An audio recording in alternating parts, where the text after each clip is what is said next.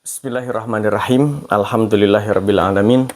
Wassalatu wassalamu ala asyrafil anbiya'i wal mursalin wa ala alihi wa ashabihi ajma'in. Asyhadu an la ilaha illallah wa asyhadu anna Muhammadan abduhu wa rasuluh alladzi la nabiyya ba'dah. Bahwa penjara itu lebih baik ketimbang nanti terjerumus dalam jurang kemaksiatan, kekejian gitu ya. Nanti orang-orang wanita-wanita karena tertarik dengan kegantengan beliau dengan kegantengannya tidak sombong ya, sehingga justru gitu beliau takut terjerumus sehingga beliau memilih as-sijnu ahabbu ilayya ya. Jadi betul-betul beliau tidak mau terjerumus, sehingga kalau ada pilihan antara masuk dunia seperti itulah gitu ya dengan masuk penjara, ya lebih milih penjara ya. Kenapa? Mempertahankan keimanan. Kemudian hikmah yang lain atau pelajaran yang lain, ada pertanyaan, bolehkah kita membela diri atau sering sebut dengan pledoi gitu ya. Itu kita bisa lihat dalam ayat 26 dan 27. Ketika Nabi Yusuf difitnah bahwa dia yang memperkosa Zulaikha, bukan dia yang dijebak. Qalat ma jaza'u man arada bi ahlika su'an illa ayyusjana wa adzabun alim. Tapi Nabi Yusuf mengatakan, membela diri apa? Qala hiya rawadatni an nafsi. Dia, kata Nabi Yusuf. Artinya di situ boleh pembelaan, tidak boleh misalkan ada fitnah, ada apa, kita diam saja. Enggak. Ini ayat ini di ayat 26 27, qala hiya rawadatni. Ini pembelaan. Maka wajib membela harga diri kita. Jadi tidak boleh dibiarkan fitnah menyebar begitu saja tanpa ada klarifikasi. Tetap klarifikasi, pembelaan atau pledoi itu harus.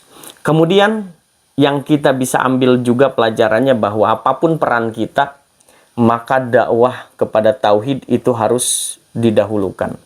Contohnya apa? Di surat ini di ayat 39 itu kita tahu bahwa ada dua pemuda yang sama-sama masuk penjara. Wadakhala ma'ahu sijna fatayani, dua pemuda itu. Kemudian dia bermimpi dan melihat, setelah itu melihat Yusuf yang terlihat begitu orang yang bijaksana. Akhirnya mereka meminta penjelasan tentang takwil mimpi mereka. Nabi Yusuf sudah tahu takwil mereka, mimpi mereka sudah tahu, tapi tidak langsung menjawab. Terus bagaimana? Ini diarahkan terlebih dahulu untuk iman kepada Allah. Maka ada begini sebelum dia menjawab itu. Ya sahibai sijni a'arbabu mutafarriquna khairun amillahul wahidul qahar. Coba mana yang lebih baik, katanya, Tuhan yang satu atau Tuhan yang banyak? Kita kan tahu dalam mitologi Yunani itu ada 10 dewa, ada dewa Zeus. Dalam keyakinan Mesir kuno dulu kan ada 3. Dalam Hindu itu juga ada Brahma, Wisnu, Siwa ya. Maka Nabi Yusuf menyebutkan arbabu mutafarriqun khairun amillahul wahidul qahar. Sehingga di ayat 40-nya Nabi Yusuf sebutkan begini, ma ta'buduna illa asma'an sammaitumuha. Jadi yang kalian sembah itu hanya nama-nama saja yang kalian buat-buat gitu. Nah ini sekali lagi, apapun peran kita seorang guru, maka masukkan pendidikan keimanan. Kita seorang pedagang, maka dakwah kita sebagai seorang pedagang dengan jujur. Kita seorang dokter, masukkan di situ tentang tauhid, ajakan keimanan, ya, mengenalkan tentang Allah Subhanahu wa taala. Kemudian tentang kemampuan diri. Ini juga kita bisa ambil hikmahnya bahwa sering kita mengatakan tidak boleh kita menyodorkan diri untuk menjadi pejabat misalkan, menyodorkan diri untuk mendapatkan sebuah jabatan atau apapun misalkan, kita menyatakan tidak boleh. Tapi di sini juga kita bisa lihat di ayat 54-55 itu ketika Allah menyebutkan innaka ladaina makinun amin itu ya. Innakal yauma ladaina makinun amin ya. Bahwa engkau punya kedudukan, silahkan yang jelas engkau, kata penguasa Mesir, punya kedudukan, punya jabatan. Nabi Yusuf tidak diam saja, dia menyodorkan nama untuk menjadi qala ja'alni ala khuzainil ardi, untuk menjadi, kalau kita semacam menteri keuangan lah, bendahara gitu ya, bendahara kalau dulu berarti sekarang kayak menteri keuangan yang mengatur keuangan ala khazainil ardi. Karena memang beliau capable, dia sebutkan ini hafidun alim. Nah, bagaimana misalkan ada korelasi dengan ada sabda Nabi menyatakan bahwa orang yang menyodor-nyodorkan diri mencari jabatan itu dekat dengan kiamat atau kehancuran, itu adalah orang yang tidak capable, orang yang tidak punya integritas, orang yang tidak punya kemampuan. Ya, jelas itu tidak boleh. Maka Nabi menyebutkan, idza wusidal amru ila ghairi ahli fangtadirisa. Kalau diberikan kepada yang bukan pakarnya, bukan paknya, yang nggak kredibel, yang nggak punya integritas, maka fantadirisa. Tapi kalau yang kredibel kayak Yusuf, Nabi Yusuf, ya jelas. Atau misalkan banyak orang-orang yang sekarang kredibel, mereka punya kapabilitas, punya kapasitas, punya kemampuan, maka tidak boleh menyembunyikan kemampuan mereka.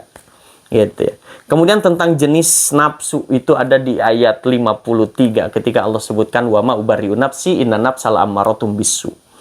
Ya, bahwa ammaroh itu kan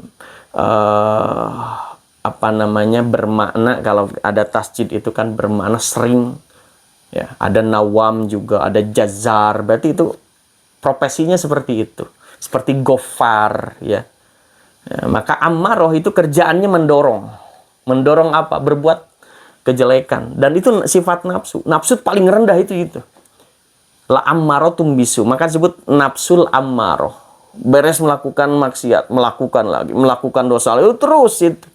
Nah, baru naik di atas ada disebut dalam surat Al-Qiyamah, laksum biyamil qiyamah wa laksum bin nafsil lawamah. Ada nafsul lawamah itu ketika melakukan dosa, selesai dia menyesal, ya melakukan seperti itu.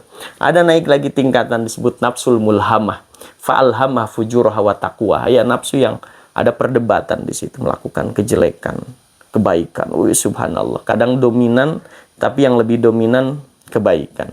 Tapi naik lagi ada yang disebut dengan nafsul mutmainnah. Ya, dan di atas itu yang kita sebut ya Tuhan nafsul mutmainnah irji'i ila rabbiki radiyatan mardiyah. Nafsu radiyah mardiyah yang betul-betul ridho atas takdir Allah. Ada orang mengatakan saya ridho dengan takdir Allah, tapi ketika dilihat ya takdir baik, dia kaya, dia punya segalanya, maka dia ridho. Ketika dia dijadikan takdirnya takdir mungkin yang dia nggak punya apa-apa, diambil lah gitu, itu belum tentu ridho, itu lain lagi. Itu digambarkan dalam surat Al-Fajr itu.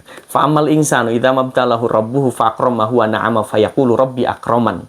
Jadi kalau semuanya dia miliki, Allah kasih semuanya, dia akan mengatakan, oh aku ridho dengan semua takdir Allah, karena yang baik-baik. Tapi kalau ayat lanjutannya wa amma idza mabtalahu faqadara alaihi rizqahu fayaqulu rabbi ahanan. Kalau diseretkan hartanya, kemudian dibangkrutkan dan sebagainya, dia akan mengeluh. Itu bukan ridho. Jadi masih pilih-pilih takdir lah istilahnya ya. Takdirnya baik, iya. Takdir jelek, nggak mau. Gitu. Tapi kalau yang nafsu paling tinggi, rodiyah, mardiyah, itu betul-betul apapun takdir yang Allah berikan, dia menerima. Ya. Kemudian dari ayat 58 sampai ayat 101 itu tentang kisah ketika wilayah-wilayah selain Mesir itu pacaklik ya, sehingga nanti mengharuskan yang dari Palestina, yang dari manapun, wilayah manapun datang ke Mesir, termasuk salah satunya saudara-saudara Nabi Yusuf. Ya, mereka datang ke Mesir untuk meminta bantuan, ya, meminta bantuan. Tapi ini yang bisa kita ambil pelajarannya apa? Lihat, ini Nabi Yusuf sudah lama tidak bertemu dengan saudara-saudaranya. Ketika pertama kali ketemu, subhanallah, apakah ada Nabi Yusuf balas dendam? Tidak ada. Justru Nabi Yusuf mengatakan begini, ketika saudara-saudaranya mengakui kesalahan mereka, ya, qala la tathriba 'alaikumul yaum. La tathriba 'alaikumul yaum, kalau kita bahasakan, udah, lupakanlah masa lalu, yaghfirullahu. Mudah-mudahan Allah mengampuni. Kalau kita kan orang misalkan dulu pernah kita minta pinjaman nggak diberi, itu kan ingatan kita sampai bertahun-tahun. Si Anu nggak pernah ngasih pinjaman dulu. Akhirnya cadung mungku karam dempak, pokoknya mah 7 turunan. Itu kan dendam. Maka bagaimana kita menanamkan dalam diri kita, anak-anak kita itu tidak dendam seperti Nabi Yusuf. Padahal beliau sudah dijerumuskan ke dalam sumur yang sebelumnya dijebak untuk main dulu. Kalau diajak main kan dijebak. Kita anak kecil diajak main mau sama kakak-kakaknya kan. Tapi ternyata dijebak. Coba ada rasa dendam? Tidak ada. La tathriba alaikumul yaum yaghfirullahu lakum. Itu Nabi Yusuf. Maka ini pelajaran penting. Bagaimana kita menanamkan karakter yang tidak pendendam, yang tidak mengungkit tentang kejelekan-kejelekan. Kemudian ada satu hal penting di ayat 64 ya. Kita bisa ambil pelajaran tentang sebuah trust ya. Trust itu kalau kita sebut kepercayaan. Kita menjaga kepercayaan kita, atau orang sudah tidak percaya kepada orang lagi gitu ya. Kenapa? Nah, ini kan juga kita bisa lihat di ayat 64 itu ketika saudara-saudara Nabi Yusuf itu pulang kembali dari Mesir ya. Kemudian meminta kepada ayahnya agar Bunyamin diberikan izin untuk nanti pergi ke Mesir, ikut mereka. Percaya nggak ayah mereka itu Nabi Yakub? Enggak. Kata Nabi Yakub apa? Qala hal amanukum alaihi illa kama amintukum ala akhihi min qabl. Kalau bahasa kita ya secara umum lah bahasanya, bagaimana saya akan percaya sama kalian untuk mengizinkan Bunyamin pergi dengan kalian ke Mesir, sementara kalian dulu pernah membohongi bapak kalian dengan membawa Yusuf bermain yang nggak kembali lagi gitu. Maka itu trust. Kita bagaimana menjaga kepercayaan orang. Kalau kita selama ini baik, maka jaga. Kalau kita pernah berbuat bohong, kezaliman, orang mungkin tidak percaya. Maka bagaimana mengembalikan kepercayaan itu? Jadi di ayat ini, qala hal amanukum alaihi illa kama amintukum ala akhi min qablu. Itu di ayat 64. Kemudian Nabi Yakub ya, ketika sudah lama Nabi Yusuf itu tidak ada, beliau terus berdoa kepada Allah. Dan itu terlihat dalam doanya, innama ashku bathi wa huzni ilallah. Aku menumpahkan kesusahanku ini hanya kepada Allah. Rasa sedih ini hanya kepada Allah. Jadi tidak pertama kali nulis di wall Facebook atau menjadi status WA ya. Itu subhanallah. Itu beliau betul-betul innama ashku bathi wa huzni ilallah. Aku menyerahkan semuanya kepada Allah. Dan ini yang harus kita ikuti ya, bagaimana segalanya kita melibatkan Allah. Kemudian tadi di ayat 92 Nabi Yusuf itu tidak pendendam, itu jelas. Tapi di situ bukan hanya tidak pendendam. Kita bisa ambil pelajaran lagi bagaimana Nabi Yusuf selain tidak pendendam, beliau juga begitu baik. Kenapa saya katakan baik? Di ayat 93 itu Nabi Yusuf mengatakan idhab biqamisi hadza, sampai di akhir wa'tuni bi ahlikum ajmain.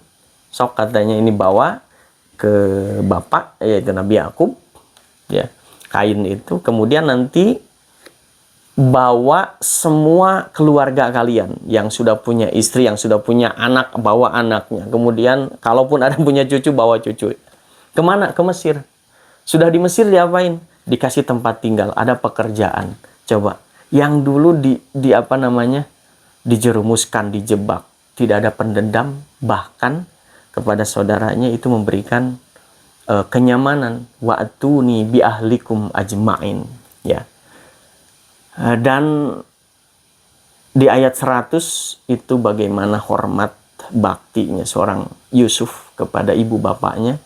Itu tergambar dalam ayat 100, wa rafa'a abawaihi 'alal 'arsy wa kharru lahu sujada. Itu lebih menghormati kepada ibu bapaknya. Dan di ayat 101 itu happy ending dari semuanya, bahwa Nabi Yusuf itu walaupun dulu dijerumuskan, pernah masuk penjara tapi tidak tetap ada pertolongan Allah di situ. Bahkan dijadikan seorang nabi dan menjadi penguasa Mesir. Kemudian terakhir bahwa sejarah mencatat bahwa saudara-saudara Yusuf itu yang dulunya pernah menjadikan Nabi Yusuf dijebloskan ke dalam sumur, kemudian penjara dan sebagainya, itu mereka bertobat. Ya, mereka bertobat, minta maaf kepada Nabi Yusuf, bahkan minta ampun kepada Nabi Yakub yang sudah dibohongi, kemudian memintakan istighfar, dan betul-betul mereka sudah taubat. Nah, setelah taubat ini datang masanya Nabi Yakub akan meninggal. Para nabi mungkin sudah punya firasat akan meninggal. Jadi sebelum meninggal itu ini hebat, ini pelajaran yang bisa kita ambil terakhir, bahwa ketika akan meninggal, Nabi Yakub itu mengumpulkan anak-anak yang 12 itu, kemudian ditanya tentang apa yang akan disembah setelah Nabi Yakub wafat. Dan itu memang bukan dalam surat Yusuf, itu ada dalam surat Al-Baqarah. Am kuntum syuhada id hadara Yaqubal maut id qala li banihi ma ta'buduna min ba'di. Apa yang akan disembah? Kepada 12 orang anak-anak itu, putra-putranya. Mereka serempak kompak menjawab, qalu na'budu ilahaka wa ilaha abaika Ibrahim wa Ismail wa Ishaqa ilaha wahida. Kami akan menyembah Allah yang satu, Tuhan yang disembah oleh Nabi Ibrahim, Nabi Ismail, Nabi Ishak, termasuk bapak mereka Nabi Yakub alaihissalam. Dan lihat, yang ditanya terakhir adalah tentang siapa yang akan disembah. Sementara saat ini ketika orang yang akan meninggal, pertanyaannya adalah ma ta'kuluna mim ba'di, mau makan apa? Jadi beda sekali ya. Yang satu ma ta'buduna, ibadah kepada siapa? Yang sekarang zaman modern, ma ta'kuluna, apa yang akan kalian makan? Bisa makan gimana? Kalau abah meninggal, sementara yang satu belum ini, yang satu belum, subhanallah ya. Tapi kita diajarkan oleh Allah lewat Nabi Yakub, lisan Yakub, ma ta'buduna mim ba'di, gitu ya. Nah, itulah pelajaran dari kisah Nabi Yusuf alaihissalam, diakhiri dengan ayat ke-111, laqad kana fi qasasihim ibratul li ulil albab, bahwa ada ibrah, pelajaran hikmah yang bisa dipetik dari kisah ini. Mudah-mudahan Allah memberikan ridhonya, memberikan rahmat dan berkahnya kepada kita. Amin ya Allah ya Rabbal Alamin. Assalamualaikum warahmatullahi wabarakatuh.